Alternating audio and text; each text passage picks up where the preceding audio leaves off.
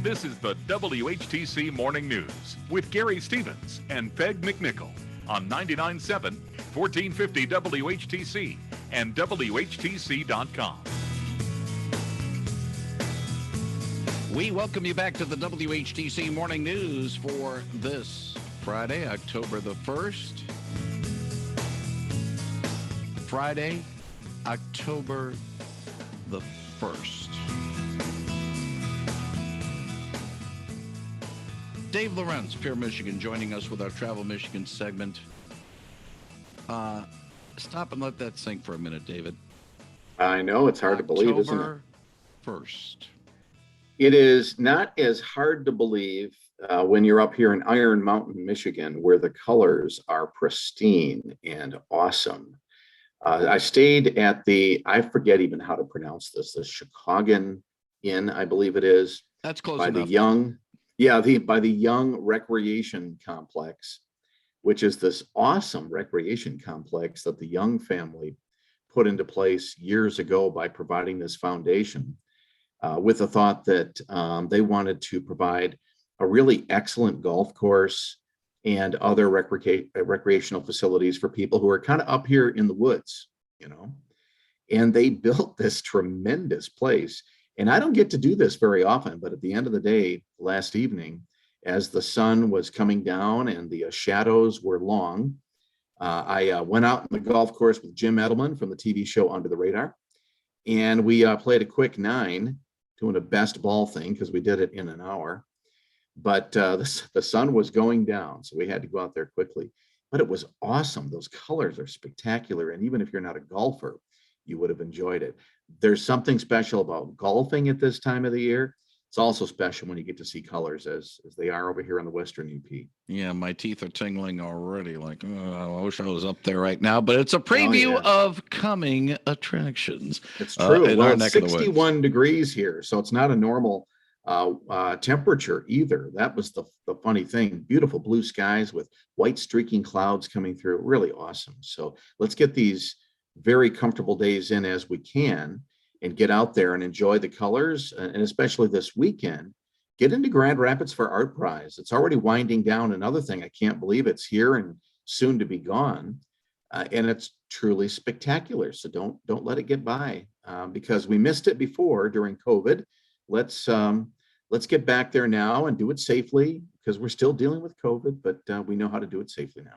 Yeah, indeed. A lot of great fall activities. The apple orchards are bustling with activity throughout the state. And I think I mentioned, I think when I mentioned this earlier this morning, that obviously Western UP, it's getting to the end of the peak season. Eastern UP in the peak season. Northern tip of the Upper Peninsula, Lower Peninsula should be in peak season now.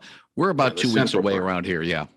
Right. And the lakeshore communities typically turn the last. So that's, the unfortunate thing about that is that means that just at the point where we start to get a little more blustery storms coming through, then the leaves are at their weakest point. So all it takes is one big, really windy day with a little bit of rain and a little bit of cold, and those leaves can come down. So don't put it off. If you haven't seen those colors in a while, get out there.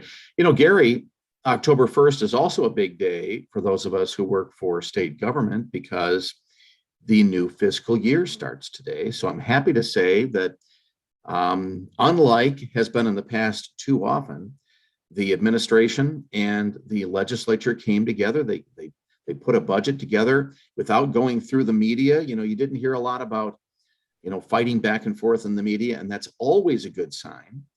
So the governor a few days ago signed the new bill into law for the budget.